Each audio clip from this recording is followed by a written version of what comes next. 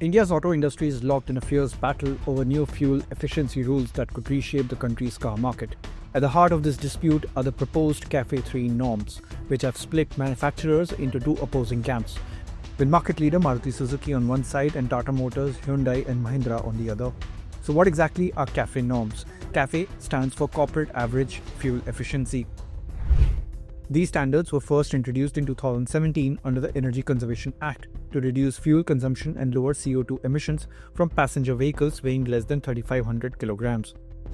The norms relate fuel consumption to the average weight of all cars sold by a manufacturer in a fiscal year. Under CAFE 1, car makers had to meet a fleet average fuel efficiency of 5.5 liters per 100 kilometers and keep CO2 emissions between 130 grams per kilometer. CAFE 2, which runs until 2027, tightened this to 113 grams per kilometer. Now comes CAFE 3, scheduled to take effect from April 2027 to 2032. Under the proposal, car makers will have to gradually cut average fuel consumption from 3.73 liters per 100 kilometers in 2027 to 3.01 liters by 2032. This translates to fleet average emissions of 91.7 grams per kilometer under CAFE 3, dropping further to 70 grams per kilometer under CAFE 4 from 2032 to 2037. These are India's strictest emission targets ever proposed. But the controversy centers on one specific provision in the draft rules.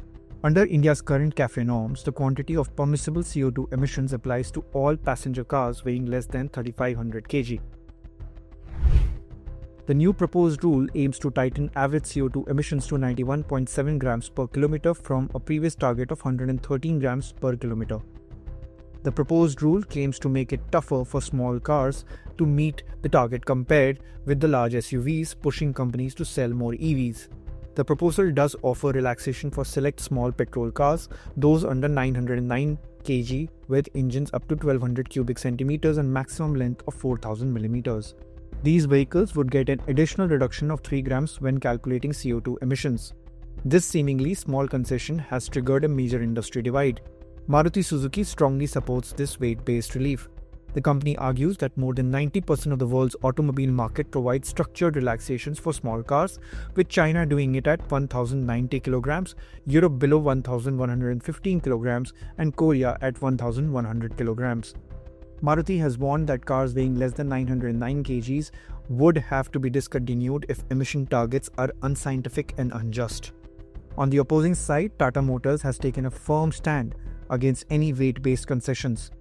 Tata Motors CEO Shailesh Chandra stated on November 14th that the company has absolutely no concerns in meeting CAFE norms even with a high share of small cars and sees no justification for special concessions.